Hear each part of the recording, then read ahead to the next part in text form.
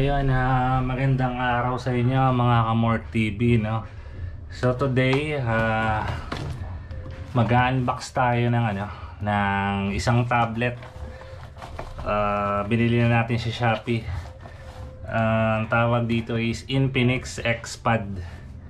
So kung hindi ako nagkakamali, ito yung kauna-unahang tablet ni Infinix. So check natin, in-order natin siya sa Shopee. So ang presyo niya is 9,001.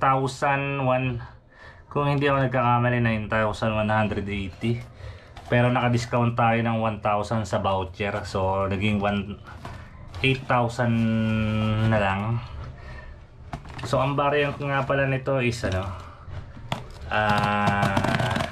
dalawang variant kasi itong XPad. Isang 128 4 gig of RAM ata yan, at saka 128 na storage, tapos wala siyang LTE. So itong in order natin is yung higher version, is 8 gig of RAM at saka 256 na internal. At saka kagandahan nito is UFS 2.0 na storage niya, mabilis siya. So ito siya, umorder tayo sa mismong Infinix official store sa Shopee. So ayan, maganda naman yung pagkaka-bubble wrap na. So ni-review, inano ko na rin siya, no, kasi kailangan natin videohan to pag in-open. So part na rin to ng security natin, in case na may basag, kasi nga tablet to, malaki to eh. So yun, so samahan nyo ako, sabay-sabay natin buksan ang Infinix XPad Pro. So lang to, unboxing, tapos pakita ko na rin yung setup. So marami na namang review dyan sa internet, panoorin nyo lang. Ito yung unboxing kung ano talagang laman. Ang gusto ko lang sana, meron siyang meron sana siyang jelly case, kasi masyadong fragile na to dahil masyado siyang malaki. Ang niya is screen niya is 11 inches, 11 point something. Malaki siya kumpara sa mga tablet na ino-offer dati na parang 7 inches lang, ganun, 8 inches. Ito 11 inches, malaki siya. So part na rin ng security na nabibidyohan natin siya pagka binuksan. So in case na may basag is pwede natin i-return. So yun, ito na siya.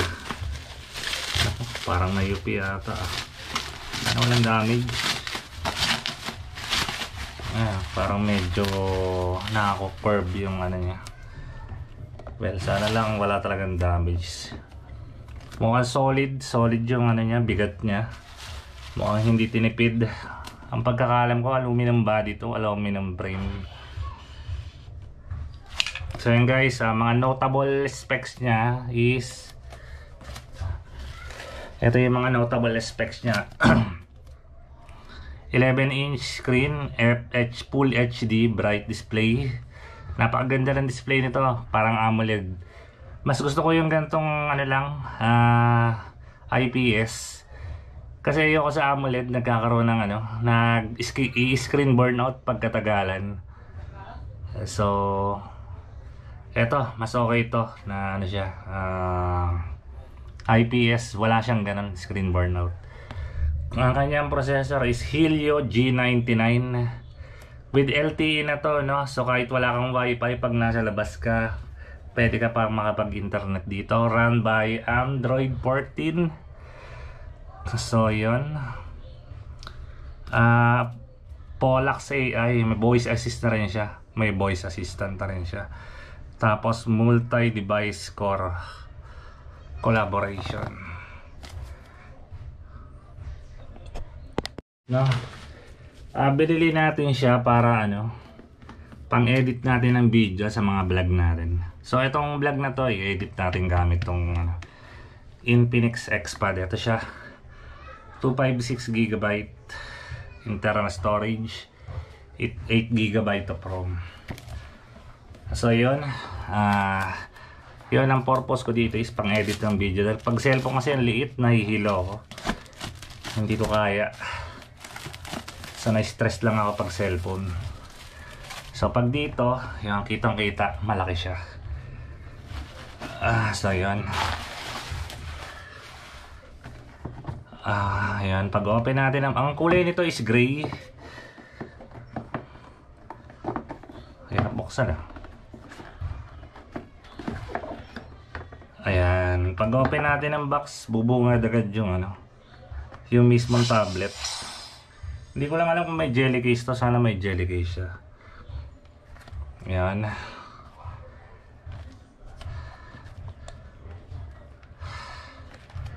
So ito na, buksan na natin.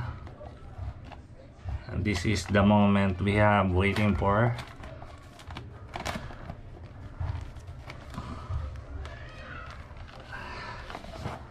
So yun guys, ito may built-in na siyang screen protector. So pwede na natin siyang gamitin. Napakaganda niya. Ang ganda niya. The best to pang edit ng video. So tabi muna natin siya dyan. Ano pang meron dito is yung ayun, warranty card. Etong niya, tawag dito, Type-C USB cable, kasama yung 10 watts na 10 watts charger to 10 watts ba? Hindi, 18 watts to, 18 watts charger to. So yan guys, ano pang laman? SIM injector ito. Andito yung SIM injector nya. So sana may cover, no? May siya, wala siyang wala siyang jelly case. So yun lang, wala siyang jelly case. Wala na ba talaga? So wala na guys, yun lang ang laman niya. So try natin buksan. Ito, check muna natin, no? So yun, ito yung power button. Ito siya, pag ganyan siya. Andito yung power button, volume up and down. So ito yung kabitan ng SIM card. Meron ditong dalawang mic. Dalawa yung mic niya. So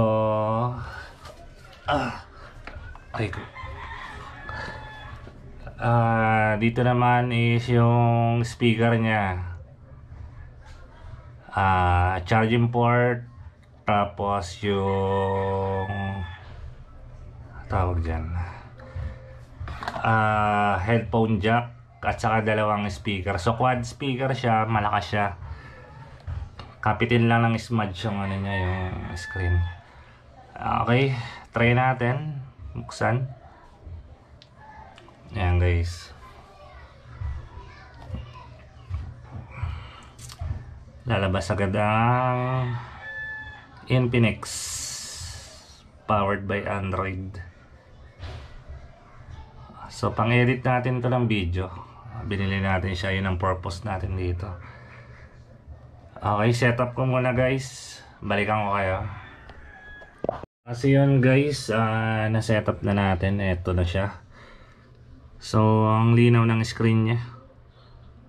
Ayan, wala siya masyadong bloatware. Almost mga Google app siya. So yun, napakaganda niya.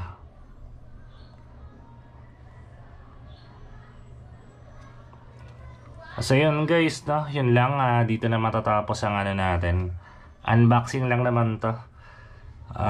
Sure lang natin na walang damage yung natin. So again, pang edit natin to ng video. So yun, nabili natin to sa presyong 8,180. So nakatipid tayo kasi nagkaroon tayo ng voucher. Nagamit natin yung voucher sa Shopee. So almost 1,000 lang na-save natin. So yun lang guys, hanggang sa susunod. Paalam.